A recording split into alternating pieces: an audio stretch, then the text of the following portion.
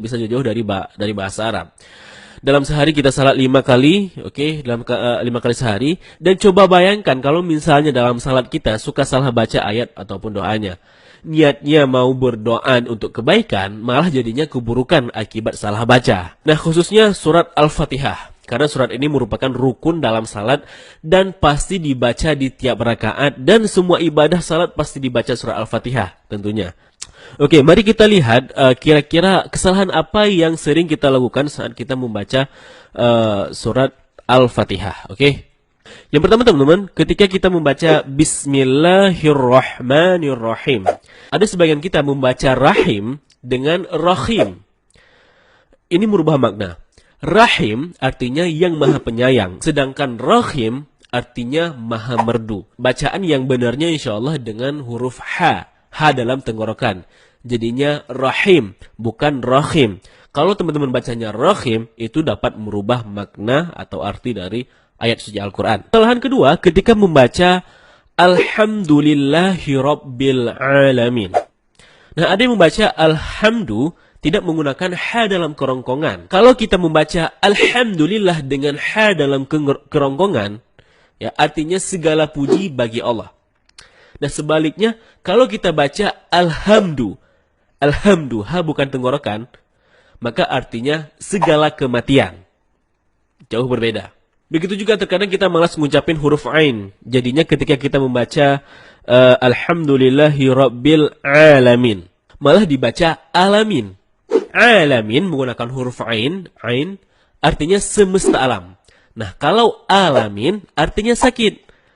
Kalau kita baca dari awal Alhamdulillahirabbil alamin, maka artinya sangat fatal. Segala kematian bagi Tuhan orang-orang yang sakit. Subhanallah, maknanya jauh 180 derajat. Tanpa sengaja kita malah memaki Allah. Nah, kesalahan ketiga teman-teman, ketika kita membaca Iyyaka na'budu wa iyyaka nasta'in. Ada yang membacanya dengan Iyyaka, tidak menekan huruf ya. Seperti sebagaimana kita jelaskan tadi bahwa penekanan itu dapat merubah makna. Kalau kita baca Iyyaka na'budu dengan menekan huruf ya, maka artinya menjadi kepadamulah kami menyembah. Kalau membaca tanpa tekanan seperti Iyyaka na'budu, maka artinya kepada cahaya matahari kami menyembah. Nauzubillah. Berbeda jauh 180 derajat, teman-teman. Nah, tanpa sengaja kita telah melakukan 3 kesalahan.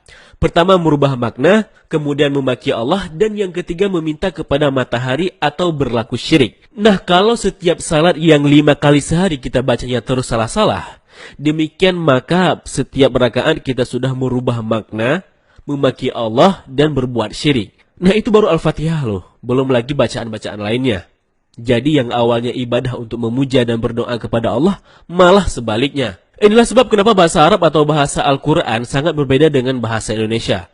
Seperti video yang sedang viral sekarang ini, di mana Al-Fatihah dibaca dengan Al-Fatihah. Nah teman-teman, Al-Fatihah artinya pembuka. Sedangkan Al-Fatihah ya dari kata fataka. Kalau kita lihat dari kamus artinya membunuh, menghancurkan, atau menghapuskan. Sangat jauh berbeda. Nah, dari nama surat saja kalau salah sebut bisa merubah arti 180 derajat. Gimana lagi teman-teman kalau beserta dengan isi-isinya, isi suratnya.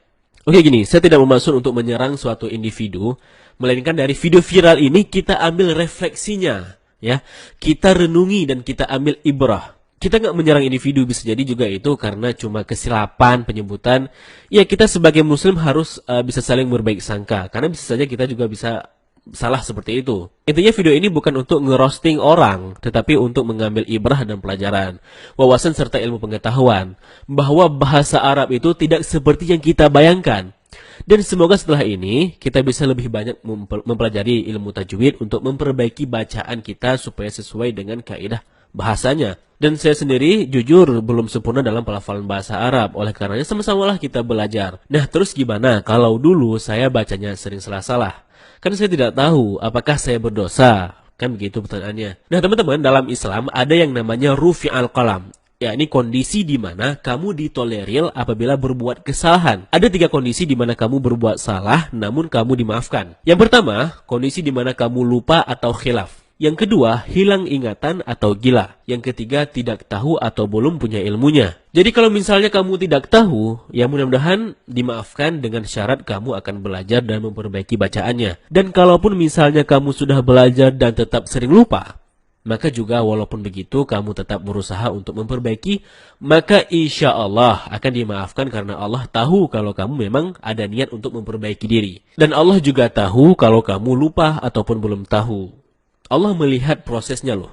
Nah mungkin ini saja untuk vlog kali ini. Semoga bermanfaat. Bagaimana pendapat kalian? Tulis di kolom komentar. Nonton pula video lainnya dari Bennyans ID. Jangan lupa like, share, dan subscribe. Terima kasih telah menyaksikan. Sampai jumpa di episode berikutnya. Wassalamualaikum warahmatullahi wabarakatuh. Salam damai.